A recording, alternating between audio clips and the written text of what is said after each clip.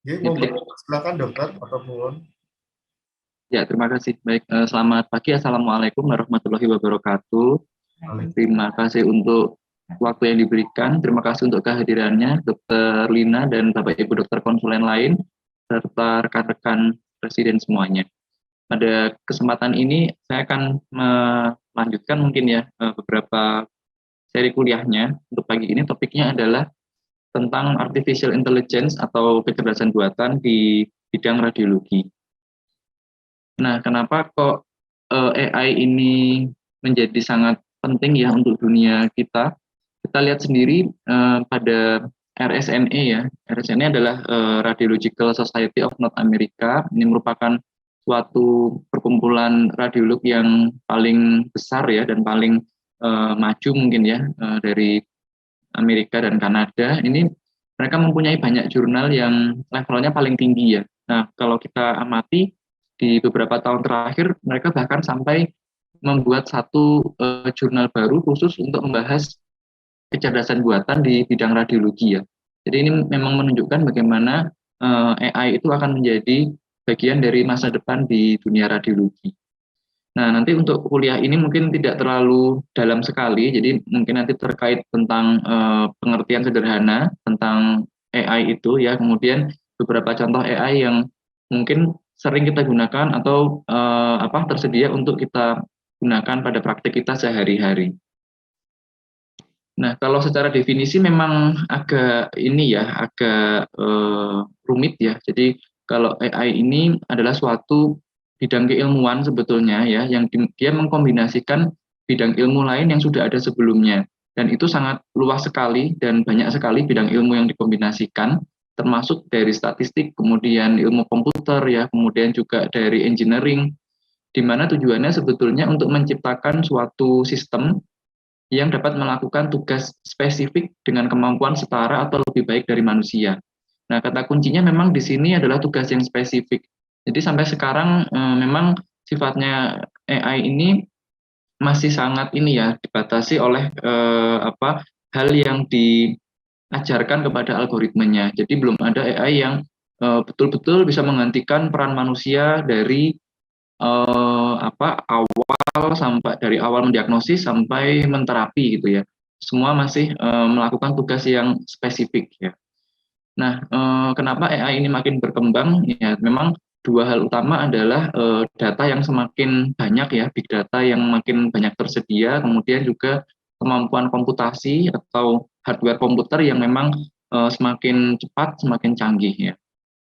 Nah, kalau kita lihat seperti ini ya, jadi AI itu dia meliputi banyak sekali bidang ya, dari bidang robotik, kemudian machine learning, kemudian bidang pembelajaran bahasa ya, natural language processing, kemudian ya banyak ya persepsi, ilmu pengetahuan dan sistem kognitif.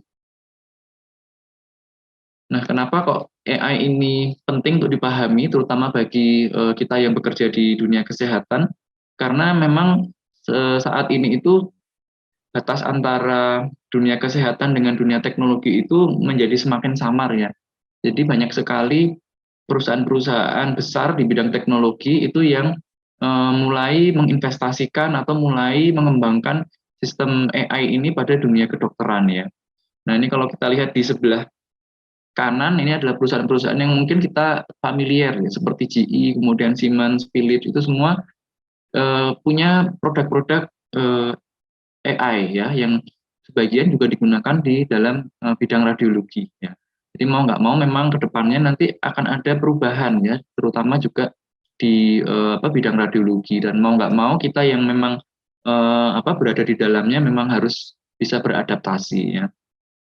Nah, pada akhirnya memang tenaga medis ya yang memahami tentang penggunaan AI ini akan memiliki keunggulan ya dibandingkan dengan sejawatnya yang mungkin tidak menggunakan atau tidak mau memahami tentang penggunaan dari AI ini. Nah, ini kita lihat kalau secara garis besarnya lagi ya, di luar dari radiologi itu banyak sekali bahkan startup ya yang menggunakan pendekatan kecerdasan buatan untuk menyelesaikan permasalahan di bidang medis. Mungkin kalau kita berfokus di imaging and diagnostic ini ya, ada beberapa yang mungkin kita sering gunakan seperti Radiomik, kemudian Lunit, ini juga nama-nama yang sering kita lihat ya ketika ada seperti workshop atau seminar itu banyak menjadi sponsor.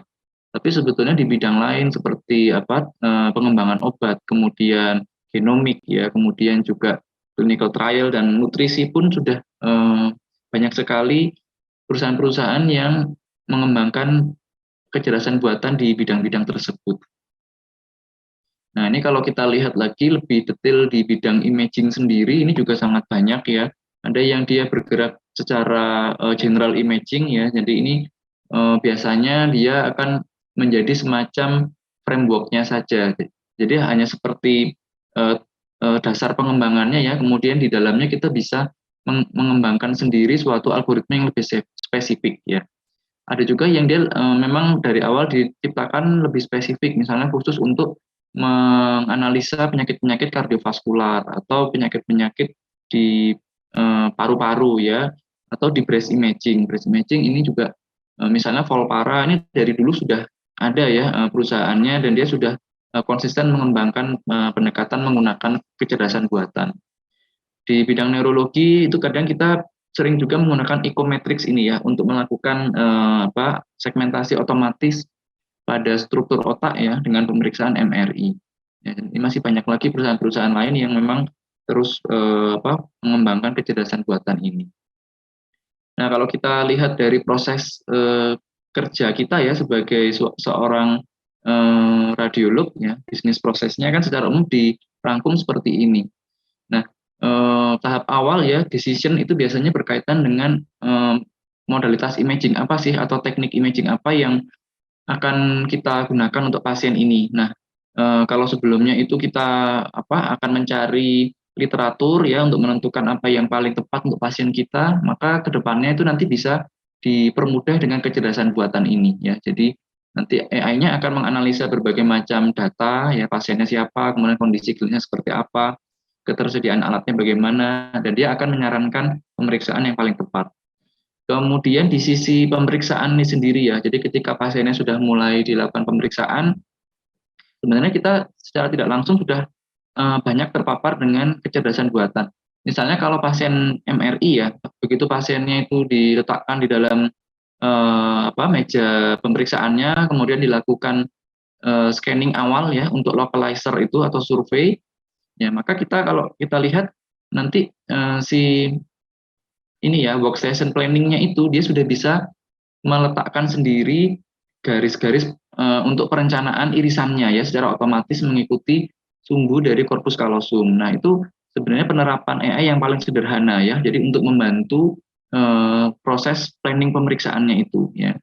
Kemudian juga spine labeling ya. Kalau kita melakukan MRI spine di yang 3 Tesla itu kita bisa automatic spine labeling. Jadi nanti akan mengenali sendiri ya softwarenya itu mana yang lumbal 1, mana yang lumbal 5, mana yang sakrum. Kemudian visualisasi ya. Jadi ini biasanya untuk ketika pemeriksaannya sudah selesai, kemudian dikirim ke PACS untuk dilihat oleh dokter radiolognya. Nah, ini kalau pada penerapan AI itu misalnya dari PECS-nya itu akan memprioritaskan ya pasien mana yang mungkin temuannya itu cukup penting ya secara klinis, mungkin ada perdarahan di otak atau ada pneumotorak, maka itu akan dijadikan prioritas yang pertama ya. Jadi sistemnya akan melakukan prioritisasi dari pasiennya. Nah, kemudian yang ini ya, yang kita lakukan selama ini kan terutama adalah pada hal deteksi dan klasifikasi dari penyakit ini. Kita mendeteksi apakah ada kelainan, kemudian mengklasifikasikannya. Ini kira-kira cocoknya masuk ke diagnosis apa. Nah, ini juga salah satu bagian yang sangat banyak sekali dikembangkan pendekatan menggunakan AI itu ya. Baik itu melalui computer aided detection maupun berbagai macam alat bantu lain, misalnya untuk mensegmentasi secara otomatis tadi ya, mengetahui ukurannya, kemudian memfollow up suatu tumor ya, mengetahui perbandingan ukuran dengan sebelumnya. Itu adalah sebetulnya pekerjaan yang bisa terkadang pekerjaannya itu levelnya tidak terlalu tinggi ya, misalnya seperti follow up ukuran tumor itu kan kita sudah tahu bahwa ini memang sudah terbukti tumor ya, kita tidak perlu mengukur secara manual gitu ya, sehingga kita bisa langsung mendapatkan ukuran saat ini itu sebetulnya berkurang atau bertambah berapa persen dibandingkan ukuran sebelumnya ya. Atau misalnya skoliosis gitu ya. Kalau skoliosis kan sangat sangat menyita waktu sekali kita melakukan pengukuran secara manual ya. Mungkin ada di sana ya pendekatan AI itu untuk secara otomatis dia akan mengukur ya kemiringannya berapa, kopsnya, Fergusonnya ya, kemudian menganalisa maturasi tulangnya seperti apa ya. Itu adalah pekerjaan yang mungkin repetitif ya, repetitif, boring dan sebetulnya tidak memerlukan banyak ekspertise ya. Kita justru bisa nanti berfokus pada komunikasi atau dalam kolaborasi tim ya untuk penanganan pasiennya. Nah, kemudian report dan result nih ya. Kalau di luar kan biasanya report itu dinarasikan ya oleh radiolognya, kemudian nanti ada namanya speech to text ya. Jadi dari suara kemudian akan disalin dalam bentuk tulisan ya. Jadi nanti masuknya adalah ke natural language processing. Jadi bagaimana algoritma AI itu dia bisa menganalisa suara ya, kata demi kata dari seorang radiolog, kemudian menempatkannya dalam konteks yang tepat ya. Kapan harus memberikan tanda baca, kapan harus memberikan mungkin penekanan, garis miring ya, huruf tebal. Nah, itu nanti bisa dipelajari ya dengan menggunakan data-data yang sudah ada. Nah, kemudian hal-hal penting nanti bisa di highlight ya. Bahkan misalnya kita mengatakan adanya massa di segmen mana, nanti mungkin itu bisa terlink gitu dengan gambar aslinya, kemudian menunjukkan area mana sebetulnya yang dimaksud.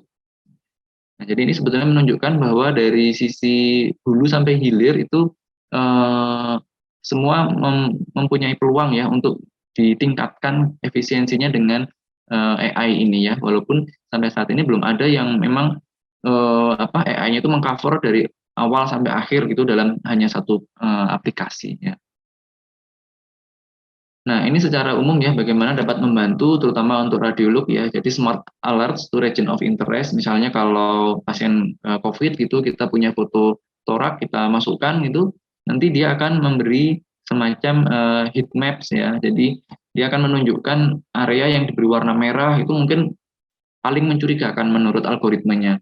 Nah, tetap nanti radiolognya harus mengkonfirmasi lagi apa betul itu area yang ditandai sebagai region of interest itu betul-betul suatu konsolidasi atau jangan-jangan misalnya itu karena jaringan soft tissue yang agak tebal atau mamenya mungkin agak tebal ya. Nah, itu tetap butuh manusia lagi di belakangnya ya. Kemudian automatic image annotation and quantification. Jadi seperti tadi spine labeling, kemudian menilai ukuran tumor, menilai ukuran otak ya. Lalu faster access to patient information ya. Jadi ini kalau semua sistem sudah terintegrasi, begitu kita membuka foto pasien ya, maka nanti otomatis akan dimunculkan juga mungkin informasi klinis di sampingnya, kemudian juga informasi labnya seperti apa ya. Jadi kita menginterpretasi foto itu lebih cepat ya. Kita sudah punya konteks klinis dan konteks hasil labnya juga. Compare readings ya, ini terutama akan sangat membantu ya, karena kan radiolog kita harus selalu membandingkan dengan previous studies ya. Nah, ini mungkin bisa langsung melakukan komparasi tadi secara otomatis ya. Kalau saat ini mamo ya dia akan langsung memunculkan gambar mamo yang mungkin 1 atau 2-3 tahun yang lalu ya, kemudian akan membandingkan temuan yang kemarin sudah kita catat apakah masih sama atau ada perubahan. Kemudian create draft report ya, jadi ekspertisenya mungkin sudah dibantu menyiapkan secara mentah gitu ya, kira-kira apa aja yang akan ditulis, kemudian tadi ya dengan bantuan natural language processing mungkin akan bisa disesuaikan dengan style dari masing-masing radiolognya lagi. Nah, tujuannya AI ya sebetulnya ini ya, terutama adalah mengurangi human error, karena ya kita sadari ya, kita akui bahwa manusia itu adalah tempatnya salah ya, dan manusia itu bekerja kan sangat tergantung sekali dengan banyak faktor eksternal. Misalnya kalau kita tidak fit, kondisi badan tidak fit, kemudian mungkin ada pikiran di rumah ya, ada permasalahan di luar pekerjaan, kemudian waktu dalam satu hari aja mungkin akan berpengaruh ya. Ketika pagi mungkin kita masih fresh, siang mungkin sudah agak berkurang ya, sore mungkin sudah lelah, malam kita masih mungkin kerja di tempat lain misalnya ya, maka sebetulnya pasti akan ada penurunan kognitif dari manusia itu sendiri ya. Kemudian tadi early intervention, terutama kalau ada temuan-temuan yang penting ya, prioritisasi. kemudian track the growth of lesion dan tumor ya. Jadi ini untuk follow up dari suatu lesi, lalu diagnosis yang lebih kuantitatif ya dan lebih objektif. Jadi misalnya tadi seperti tumor ya, kita bisa mengatakan dengan cukup akurat volumenya berapa sih sebetulnya, penambahan atau pengurangannya berapa persen dibandingkan sebelumnya ya, daripada kita hanya sekedar mengatakan kurang lebih ukurannya sekian kali sekian ya. Lalu ya dia juga berfungsi sebagai second opinion ya. Ingat kalau di sini dia dikatakan sebagai second opinion, ya, bukan main opinion, bukan final opinion ya. Jadi tetap biasanya dia hanya sebagai second opinion ya, karena ya tadi ya masih banyak sekali peluang bahwa AI itu melakukan kesalahan dalam mendiagnosis. Jadi tetap decision maker-nya ya, verifikatornya tetap manusia ya, dalam hal ini adalah dokter radiolognya. Nah, kalau kita lihat bentuk AI ini, kita tidak sadar bahwa sebetulnya AI itu ya sudah berkembang dari zaman lama sekali ya, tahun 1950-an itu sudah dikembangkan kecerdasan buatan. Tapi mungkin waktu itu memang penggunaannya sangat terbatas ya, karena komputer mungkin ketika tahun 50-an itu ya besar sekali, mungkin satu ruangan ukurannya ya, dan kerjanya juga tidak terlalu cepat, sehingga memang sangat terbatas sekali penggunaannya dalam bidang yang non teknologi ya. Nah, lalu berikutnya berkembang satu bagian dari AI yaitu machine learning. Nanti kita lihat machine learning apa.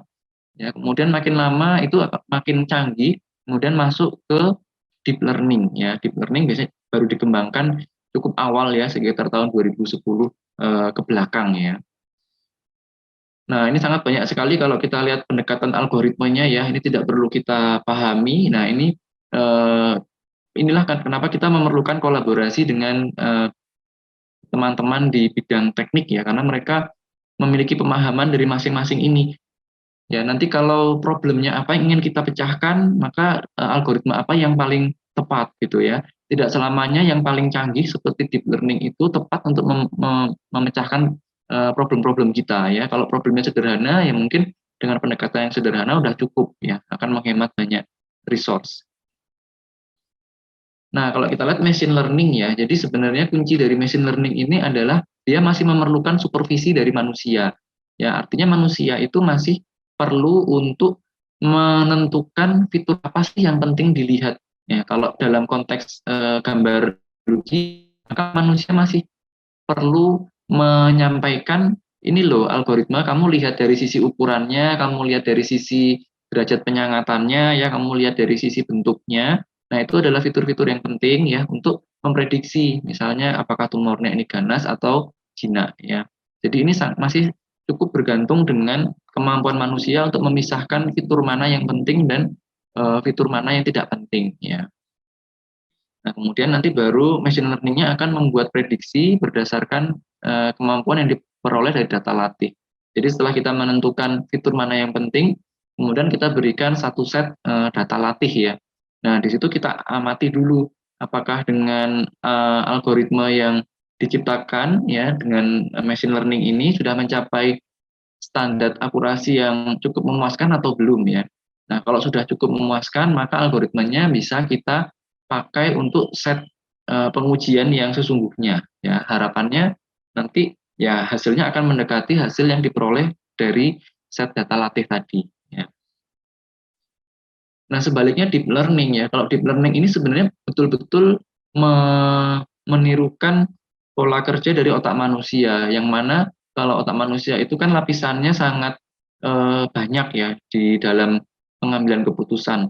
Ya, mungkin kita ya contohnya mungkin kita ingin memutuskan apakah nanti sore mau jalan-jalan atau tidak gitu ya. Nah, kita mungkin sudah mulai berpikiran, satu, apakah masih ada uang di dompet saya, misalnya gitu ya. Dua, nanti perkiraan cuacanya apakah hujan atau tidak ya, gitu ya. Tiga, nanti mallnya tutup atau buka ya jam segitu. Empat, nanti kira-kira stase sudah selesai belum ya jam segitu. Jadi banyak sekali layer-layer pertimbangan yang itu bisa saling berhubungan ya, dan masing-masing nanti punya derajat pertimbangan sendiri. Yang paling penting berarti yang penting stasenya selesai dulu nih, nanti baru bisa jalan-jalan gitu ya. Perkara nanti punya uang atau tidak nggak masalah gitu misalnya. Nah, berarti bobotnya kan lebih tinggi di yang tadi ya, di poin tersebut. Nah, itu cara manusia membuat suatu keputusan ya, dan itu ditiru oleh algoritma dari mesin ya. Jadi dan ini manusia tidak perlu mengatakan fitur mana yang penting ya. Nanti algoritmanya sendiri yang akan mencari berdasarkan data latih, nanti akan ditemukan ternyata fitur yang paling penting, misalnya untuk menentukan suatu tumor itu ganas atau tidak, ternyata misalnya ya melalui ukurannya paling penting. Kalau ukuran besar maka itu sangat sangat mungkin sekali tumornya malignan ya, dibandingkan misalnya bentuknya gitu ya, mau bentuknya kotak segitiga bulat misalnya, tumornya itu tidak terlalu menjadi penentu ternyata ketika menentukan tumornya malignan atau tidak ya. Nah, itu algoritma akan berkembang sendiri. Ya, jadi yang perlu manusia lakukan betul-betul hanya menyediakan datanya saja. Data data awal ya, data mentahnya itu ya, dan diagnosis akhirnya ya. Jadi kita beri 1.000 data MRI misalnya, kemudian kita berikan kunci jawabannya di belakangnya ya. Nanti di antara dua data itu algoritmanya yang akan mengembangkan sendiri pembobotannya ini ya. Jadi bedanya di supervisi dari manusianya itu. Nah, ini yang membuat AI sangat berkembang ya, karena terutama adalah perkembangan dari hardware-nya ini ya. Karena memang AI tadi bisa dari yang paling sederhana hingga paling kompleks ya, dan dia membutuhkan komputasi ya, sumber daya komputasi yang tinggi. Nah, kalau kita lihat akhir-akhir ini memang perkembangan hardware komputer itu kan sangat cepat sekali ya. Terutama adalah perkembangan di bidang ini ya, kita biasanya sebut ini sebagai VGA card atau GPU ya, Graphic Processing Unit. Kenapa kok AI itu menggunakan GPU dan bukan CPU? Karena GPU itu jauh lebih powerful dibandingkan CPU ya. Kalau CPU itu kan seperti Intel Core i5, Core i7 gitu ya. Nah, itu kalau dibandingkan dengan Graphical Processing Unit, GPU itu bisa memiliki ratusan bahkan ribuan prosesor seperti itu ya di dalam satu hardware seperti ini. Sehingga pekerjaannya itu bisa dilakukan secara lebih paralel ya, lebih masif, lebih bersamaan, dan dalam waktu yang lebih efisien. Ya, makanya kalau kita lihat ya kalau biasanya dia digunakan kan untuk game ya, untuk membuat visualisasi dari game. Nah, game-game sekarang kan memang makin mendekati gambar yang asli, realistis, kemudian juga pengembangan virtual reality, augmented reality, itu semua sangat bergantung pada adanya graphical processing unit yang kuat seperti ini. Ya, bahkan kalau kita tahu penambangan kripto pun dia mengandalkan pada VGA atau GPU ini ya yang sangat kuat ya. 10 tahun lalu mungkin belum ada yang bisa menandingi lah ya kekuatan dari GPU ini untuk melakukan komputasi yang sifatnya sangat besar seperti pada artificial intelligence ini. Nah, ini kita lihat beberapa contoh ya di bidang radiologi sehari-hari. Nah, sebelumnya memang AI ini karena dia memang masih baru ya, tergolong masih baru di dunia medis, maka kita juga harus teliti melihat dia itu bagaimana statusnya ya, karena banyak sekali yang AI itu masih pada tahap not for clinical use ya, jadi hanya pada research only ya. Jadi kalau untuk klinis ya, pasien-pasien sesungguhnya ya kita harus hati-hati juga ya, kita harus sampaikan ke partner kita, clinician kita, bahwa yang kita gunakan itu baru sebatas riset ya, atau kalau memang sudah FDA approve ya berarti sudah terbukti dia mampu ya datanya untuk digunakan untuk membantu keputusan klinis. Biasanya dari sini kemudian kalau di Eropa dia akan mendapatkan sertifikasi CE ini ya. Nah, ini ada yang lucu juga karena CE ini dia ditiru oleh Cina ya. Cina tuh bikin singkatan CE juga, tapi kepanjangannya adalah China Export, dan ini mirip sekali logonya ya. Jadi kita harus teliti nih, ini sebetulnya CE itu sudah disetujui oleh Komisi Eropa ya, atau ini adalah barang ekspor dari Cina ya, logonya sama, singkatannya sama.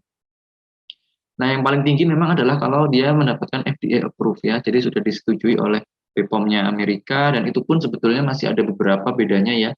Ada yang clear, ada yang untuk penggunaan sementara ya, 510K ini ya, ada yang untuk pre-market approval.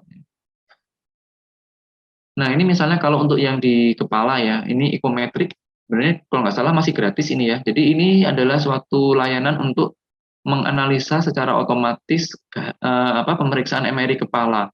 Dan ini bisa digunakan untuk mengkuantifikasi berbagai macam penyakit. dari multiple sclerosis, demensia, ya, epilepsi, brain injury, ya, dan cerebrovascular risk atau accident ini mereka betul-betul kita hanya memasukkan data MR-nya saja, mereka melakukan segmentasi, menghitung volume, ya, membandingkan kanan dan kiri, membandingkan dengan kontrol normalnya, jadi kita mendapatkan report yang sifatnya itu visual, ya, sangat mudah untuk dinilai. Nah, ini kalau versi, ya seperti ini contohnya ya, reportnya ya, jadi ada volumenya dan ada ini kuadrannya ya, dia paling atrofi itu sebetulnya di struktur apa sih dari otaknya pasien kita itu, dan dia masuk ke persentil berapa.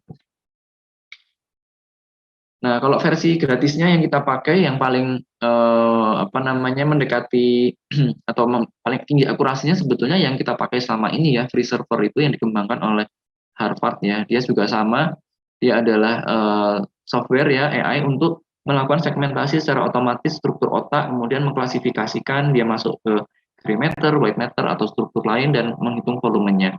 Tapi memang karena dia adalah open source dan biasanya untuk riset, maka tahap kurang user friendly ya, tahapannya kurang user friendly, kemudian menginterpretasi hasilnya pun masih memerlukan tahap yang terpisah ya. Ini juga bisa digunakan ya pada bidang neuroradiologi itu untuk menilai komponen dari suatu tumor. Mana yang tumor solidnya, mana yang tumor nekrotiknya, mana yang perivokal edemanya. Nah, ini yang nanti akan dikorelasikan dengan derajat atau status mutasi molekulernya, ya, radiogenomiknya. Contoh lainnya ini misalnya kita ingin menilai deposit besi ya di dalam organ tubuh kita, misalnya di abdomen. Kalau solusi yang komersial ya, ini adalah seperti yang diberikan oleh Veriscan ini. Sama kita memasukkan gambar MRI ya, yang diambil dengan teknik yang khusus. Kemudian nanti dari aplikasinya ya, dari Veriscan-nya ini dia akan memberikan report yang sifatnya visual lagi seperti ini. Jadi kita dapat melihat dia masuk ke persentil yang mana gitu ya, kira-kira berapa miligram per gram liver ya deposit besinya. Ini kita gunakan ya solusi open source-nya. Ya, open source itu bukan tidak selalu lebih buruk ya daripada yang solusi berbayar ya, karena banyak sekali sebetulnya solusi yang berbayar itu berangkatnya dari open source, cuma dia mempermak ininya ya, user interface-nya, kemudahannya, user friendly, sehingga dia bisa mencas untuk kemudahan itu ya. Nah, ini kalau yang kita gunakan bisa pakai MR kuantif, biasanya juga dari university ya. Ini juga sama, sebetulnya kita bisa mendapatkan perkiraan deposit dari besi ya, terutama pada pasien-pasien thalassemia atau yang mengalami kondisi hemochromatosis.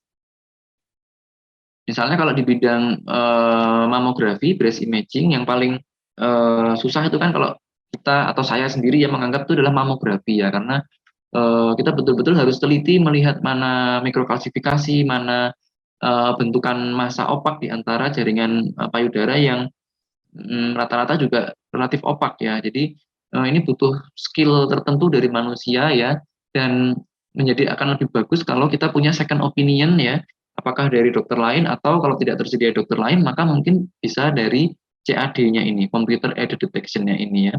Nah, seperti contohnya di sini dari mamonya dia akan memberikan ROI ya, region of interest, kira-kira area mana yang mencurigakan, yang ada mungkin architectural distortion-nya yang tidak sama kanan dengan kiri.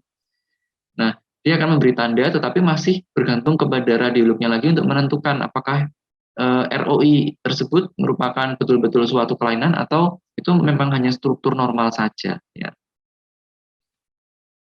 Ya baik, ada beberapa slide terakhir ya. Jadi sebetulnya apa yang akan terjadi ya dengan dunia kedokteran dengan AI ini, maka kita tujuannya adalah mengurangi pekerjaan yang sifatnya memakan waktu dan repetitif ya, seperti ya kayak mengukur skoliosis itu ya, sangat memakan waktu dan repetitif sebetulnya ya. Nah, kemudian kita ingin menggunakan teknologi AI itu untuk menyelesaikan pekerjaan yang sifatnya seperti tadi ya. Lalu justru manusia itu adalah memberikan expertise bagi accounts. Jadi kita justru akan menjadi lebih memberikan value added-nya gitu ya. Kita tidak melakukan pekerjaan yang sifatnya level rendah lagi, tapi kita justru melakukan semacam ya, kalau skoliosis tadi ya berarti kita kita akan mengkorelasikan misalnya apakah skolesisnya ini masih dapat dikoreksi atau sudah irreversible ya. Pokoknya kita lebih kepada fase consultation expertnya ya. Ya, kemudian itu kita lakukan dengan menggunakan teknologi-teknologi modern untuk menghasilkan informasi yang sifatnya fungsional. Jadi tidak lagi melulu anatomis ya. Kalau anatomis mungkin sudah bisa dikerjakan menggunakan AI tadi, tapi kita lebih ke fungsional. Ya, jadi tadi seperti tumornya ke arah malignan atau tidak ya, kemudian apakah prognosisnya baik atau buruk. Nah, itu adalah informasi yang sifatnya lebih fungsional. Kemudian yang paling penting adalah kita menjadi bisa lebih terlibat dengan tim kolaboratif ya. Jadi partnership pada patient care kita sebagai konsultan lagi. Jadi berubah dari pekerja ya factory workers menjadi konsultan. Nah, ini AI ya seperti bisa kita analogikan seperti mobil balap ya. Kalau saat ini garis startnya, bahan bakarnya supaya bisa bergerak, maka adalah data-data yang sangat banyak dan data yang sudah diberi kunci jawabannya, vetted atau annotated data ya. Siapa yang memberi kunci jawaban ya mau nggak mau adalah dokter radiolognya ya. Untuk mencapai rutenya ya nanti harus punya infrastruktur yang bagus secara IT ya. Kemudian sistem yang saling terkoneksi ya seperti PACS, RIS, kemudian juga integrasi yang optimal dalam alur radiologi sehari-hari ya. Kemudian juga supaya tidak menjadi kontroversi, maka memang tetap harus ada peraturannya ya. Makanya kalau di PDSRI atau sebetulnya di pemerintah pun sudah mulai banyak ya aturan yang membahas tentang kecerdasan buatan ini, terutama dalam bidang kesehatan. Yang paling penting pilotnya atau sopirnya siapa tetap adalah seorang manusia ya. Kalau ini berkaitan dengan data imaging, maka tetap pilotnya adalah seorang dokter spesialis radiologinya. Mungkin ini slide terakhir, jadi peran radiologi dalam AI ya, kesimpulannya yang pertama tetap harus menjadi leader ya. Jadi kita terlibat dan menjadi pemimpin ya untuk mengembangkan AI terutama dalam bidang medical imaging tadi. Ya, kemudian harus invest for the future. Maksudnya kita harus mulai terpapar dengan AI ya, mau belajar mengenai apa itu AI, penerapannya sehari-hari seperti apa ya. Kemudian juga kita harus memandu ya, jadi supaya nanti mempermudah pekerjaan kita, bukan justru menggantikan. Ya, kemudian menerapkan nanti sehari-hari ya, supaya tujuannya meningkatkan value layanan kita ya. Lalu juga perannya dalam pengawasan dan kurasi data, karena kalau algoritma komputer itu istilahnya garbage in, garbage out ya. Kalau kita memasukkan data sampah, data yang salah, maka akan menghasilkan algoritma yang salah juga. Ya, jadi sangat penting di sini radiolognya menentukan tadi data yang berkualitas seperti apa, kemudian kunci jawaban yang tepat juga bagaimana. Kemudian radiolog juga ini ya harus menunjukkan pada manajemen tentang perannya ya dalam clinical decision making ya. Jadi sudah tidak saatnya lagi hanya bekerja sendiri-sendiri ya, tetapi harus terlibat dalam satu tim untuk membuat decision making ya. Kuncinya adalah kolaboratif dengan semua pihak termasuk dengan bagian IT kalau sekarang ya dari rumah sakitnya nanti. Kemudian harapan kedepannya memang nanti radiolog, radiografer itu akan memasukkan mata kuliah imaging informatics ya. Jadi terkait AI, kemudian PACS, terkait RIS itu dimasukkan ke dalam kurikulum pendidikannya. Jadi sudah terpapar dan bisa nanti ketika lulus menerapkan di praktik sehari-harinya. Nah, ini ada quote ya yang sangat bagus menurut saya dari ini seorang profesor radiolog kalau dari luar ya, dia mengatakan ya AI tidak akan menggantikan seorang dokter radiologi, tetapi dokter radiologi yang tidak mau mempelajari tentang AI itu akan lama-kelamaan menggantikan yang dokter yang tidak mau mempelajari atau menerapkannya ya. Kemudian yang paling akhir ini dari Prof. Lim ya, yang dari Singapura ketika PIT Neuro terakhir itu ya mengatakan apakah akan menggantikan manusia di bidang radiologi. Ya sampai saat ini memang manusia itu masih ingin dirawat oleh manusia ya. Ketika kita sakit kita ingin masih dirawat oleh dokter manusia ya, perawat manusia ya, untuk penyakit-penyakit yang memang dialami oleh manusia ini ya. Karena kita masih perlu mempersiapkan, merencanakan ya, mengambil gambarnya, menginterpretasi, melaporkan pemeriksaan radiologi itu menggunakan pendekatan yang istilahnya humanis ya, manusia gitu ya. Ya, sehingga pada tahun ini ya AI itu ya memang masih belum melakukan itu semua ya, tapi kan kita tidak tahu apa yang akan terjadi pada 10 atau 20 tahun lagi. Ya, jadi memang sekali lagi questionnya itu adalah bagaimana peran kita dalam perkembangan AI di radiologi ini ya. Mana tugas yang bisa kita serahkan ya ke AI Ya pastinya yang level-level rendahan tadi dan peran kita ke depannya. Ya pastinya kita harus berada pada level yang lebih tinggi dari AI tadi. Ya, mungkin demikian yang dapat saya sampaikan terkait dengan AI di bidang radiologi ini. Semoga bisa menambah sedikit pemahaman kita terkait kecerdasan buatan di bidang radiologi. Ya, matur nuwun, saya kembalikan ke Dr. Jimmy.